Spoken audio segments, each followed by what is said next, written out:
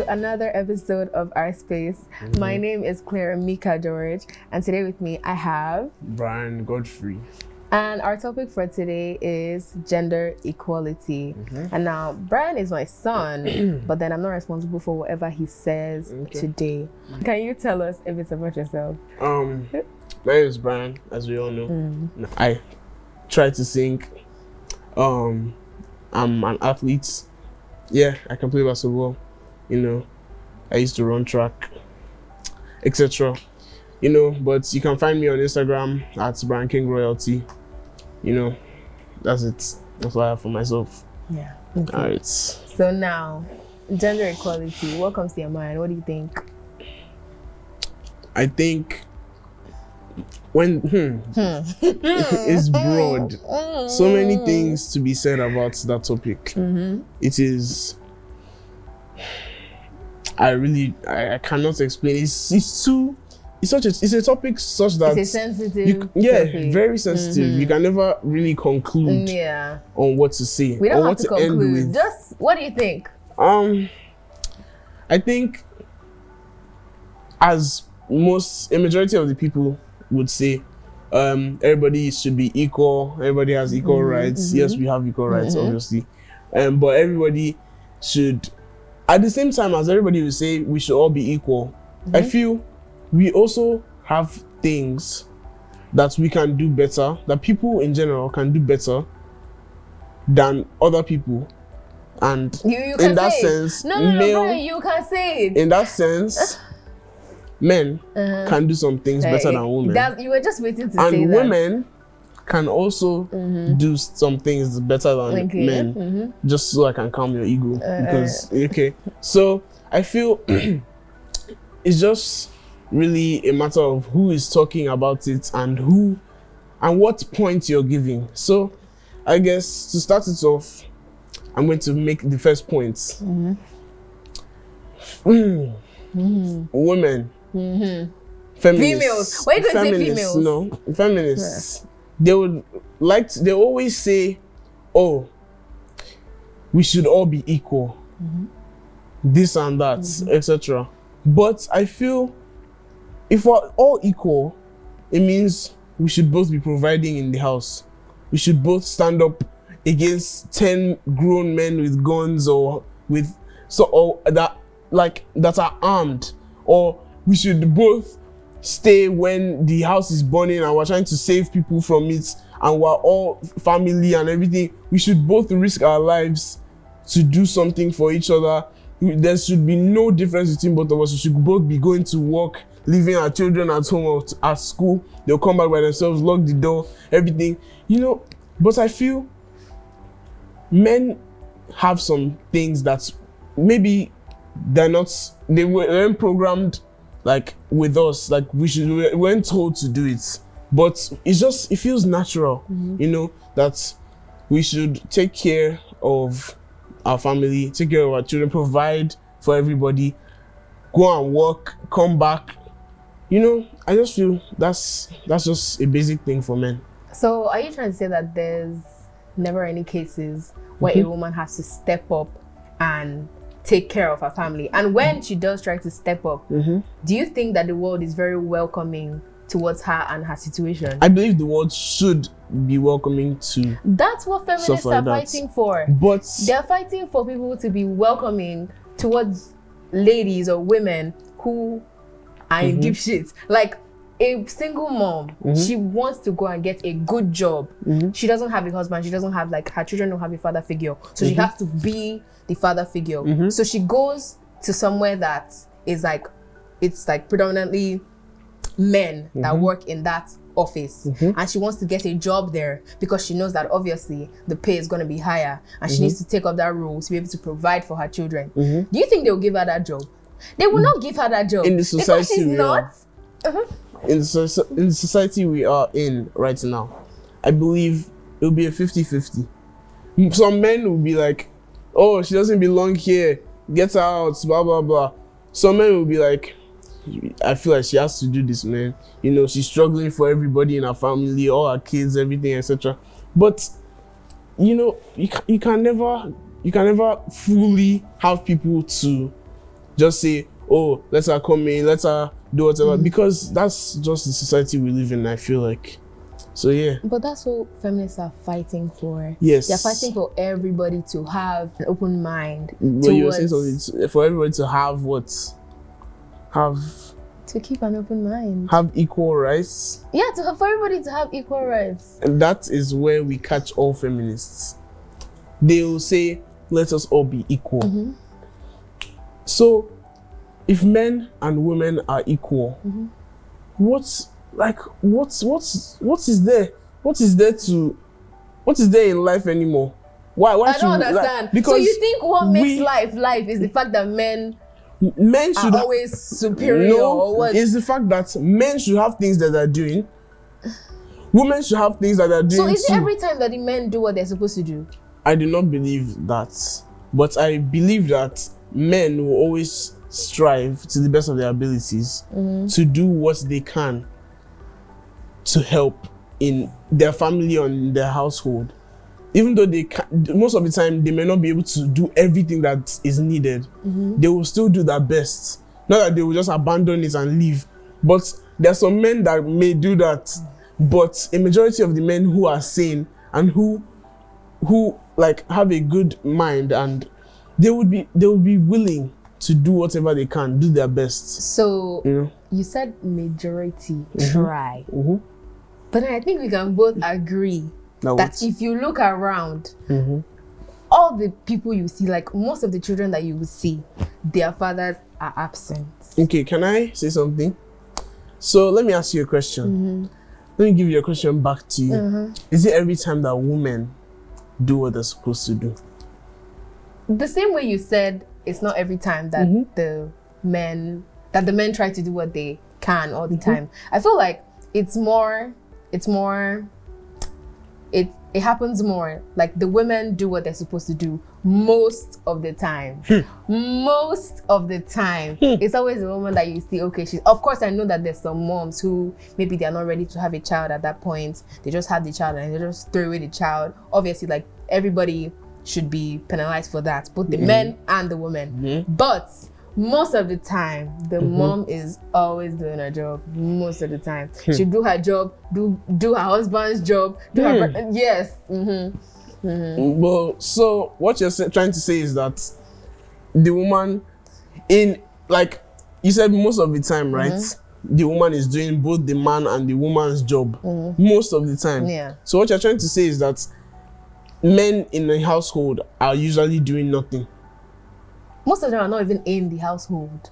What are they doing? Are they not working? Are they not going out to provide what the children will be able to eat? Most of them left. They don't even know their children. They don't even know their wife. They don't even know anything about it. They will just say, oh, all right, like this lady, she's giving me stress. She's doing this. They will just get up and leave. But think about it. What would cause a man to leave the household? Don't tell me you're trying to say that. What would cause a man to leave the household? It would be the wife's fault. The wife would have had to annoy the life out of the man. There's something called talking things out. When you try to talk things out, there's never any reason for you to leave your wife. Okay, but when you try to talk, and you people's children, maybe you can get a divorce and co-parent.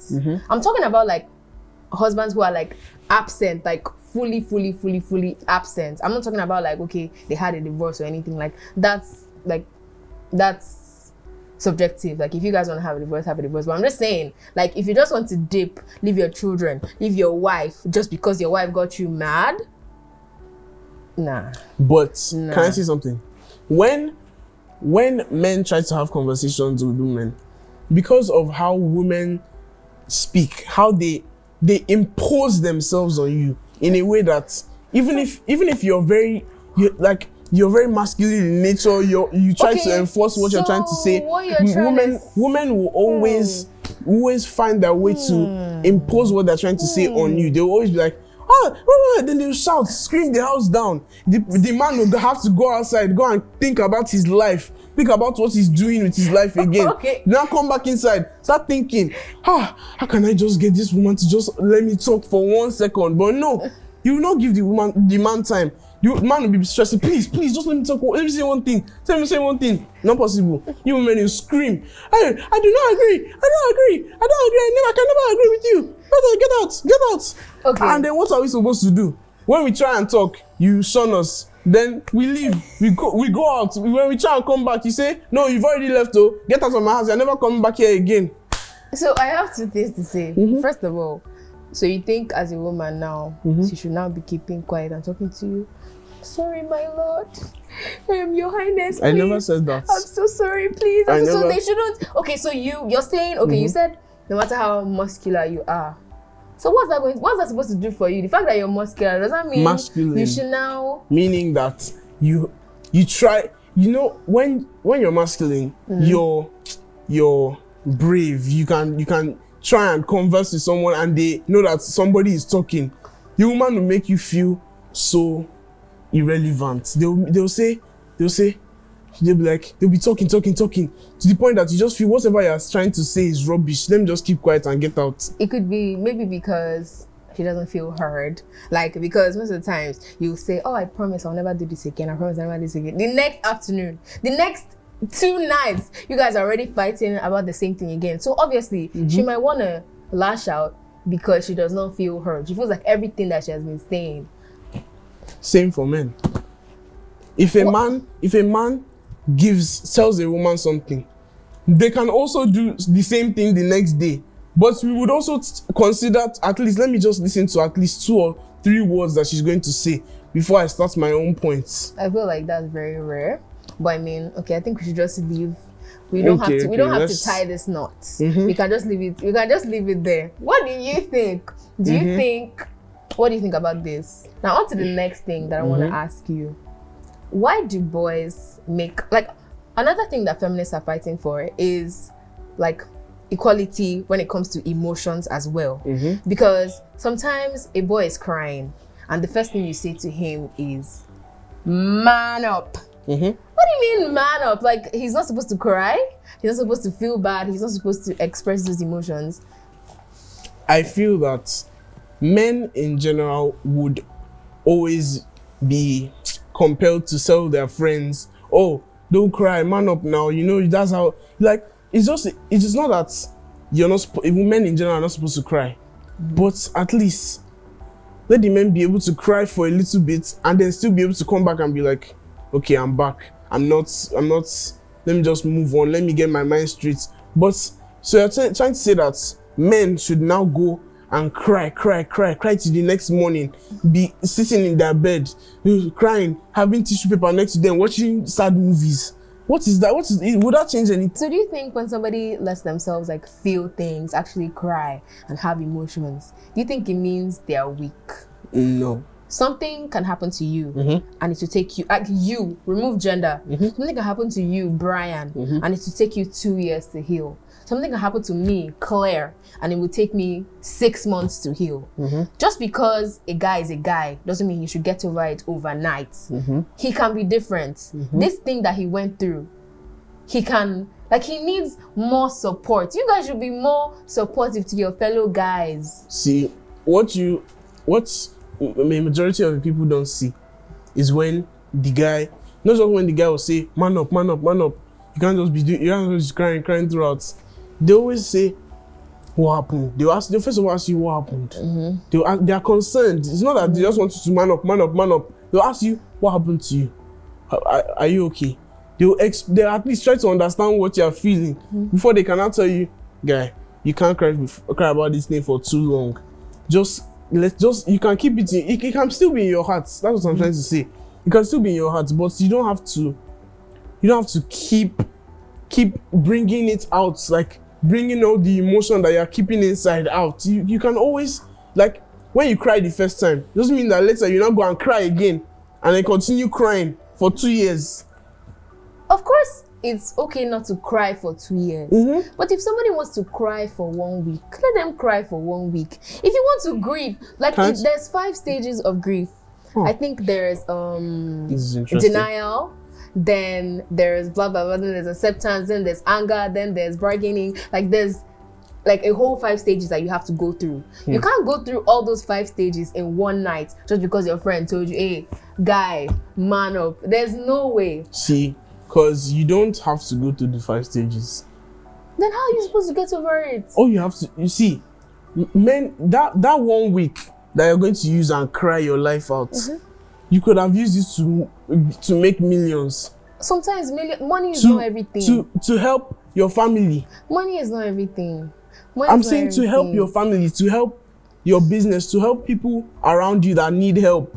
You could have used that to influence people's lives, change people's lives, make people go towards Christ, do so many different things. You could have done any of those things in that 1 week that you used to cry. You can't fill from an empty cup. If you are not feeling, if you're not good, like if you're not good mentally, physically, you cannot impact another person because you yourself, you know, what are you giving them when you're sad? See, when you experience things that make you sad, you can cry the first time, that's fine. But when you cry, you should be able to know, I've cried, I've went through the whole cycle of crying. I've cried for 1 whole day. Throughout, from the time that this thing happened to me, I cried. I was very sad. But you shouldn't go and now start saying, oh, I have to dwell on this thing.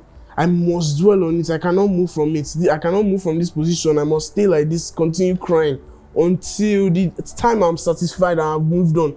So what I'm trying to say is that when something happens to you, you're going to stay in your room, cry throughout the summer. If something happens to you before summer, you cry throughout the summer. You must cry. You must let it out. You must let out all the emotion. You cannot keep something in and move on from it and try and help people that are going through the same thing to move on too. You must just cry. You must let out all the emotion by force. By force. It's not like that. Okay. See, that's why men will always say, man up. You have to move on from the thing.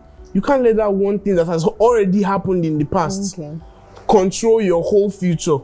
So when something happens to you, you should be able to let out the emotion on the spot. But at the same time, you should also have the time that you use to move on from it. I get where you're coming from. I get where you're coming from.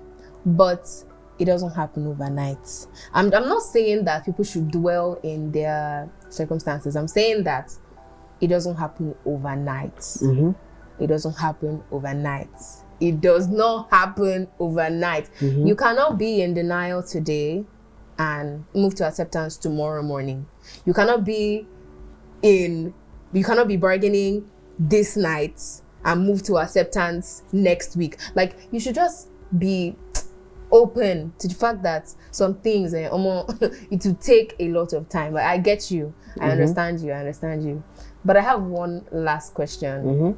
Do you agree that this thing is generational?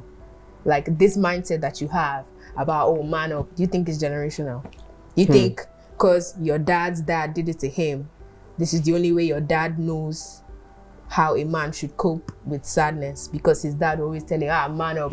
So you too now, you tell your son, man up. You tell your son, man up. See, because people react to things differently. Even though everybody is a man, even though there are a group of people that are men, some may go through the same thing and cry and get sad about it for a long time. Some may go through that same thing again and just move on immediately. As soon as it happens, they'll cry, they'll let out all their emotions, they'll feel sad about it, they'll be guilty, then later, the next day, they've accepted what's happened and they move on. So I feel like what should happen is, it shouldn't be generational. People should be able to have their own style of raising up people. Exactly. But at the same time, it depends on what you want your children to grow up as. They should be able to, you should be able to know that no matter what happens, even if my child is going through something very painful, they can tell me. They can tell me, this thing was very sad for me. They will move on, no, but they can still express themselves and tell the person, I really went through this thing that hurts me a lot, but I moved on from it. And I'm trying to, you don't have to just leave it in your head as in, every day it must be in the back of your head. You shouldn't grow your child the way your dad grew you up. Like you shouldn't train your child the same way your dad trained you. You can change your methods. It doesn't have to be necessarily the same thing. As in, oh, if something happens to you, just let your friend tell you, like, man up, and then move on. You can also train them in using different methods, but at the same time, it's not necessary to change the method. If you feel that this method was right, this method is the way I want my child to grow up, and is the way I feel comfortable, because at the end of the day, it's going to be your child coming back to you to tell you, oh, I was something happened to me. Give you feedback about that day. Give you feedback about what happened the previous day.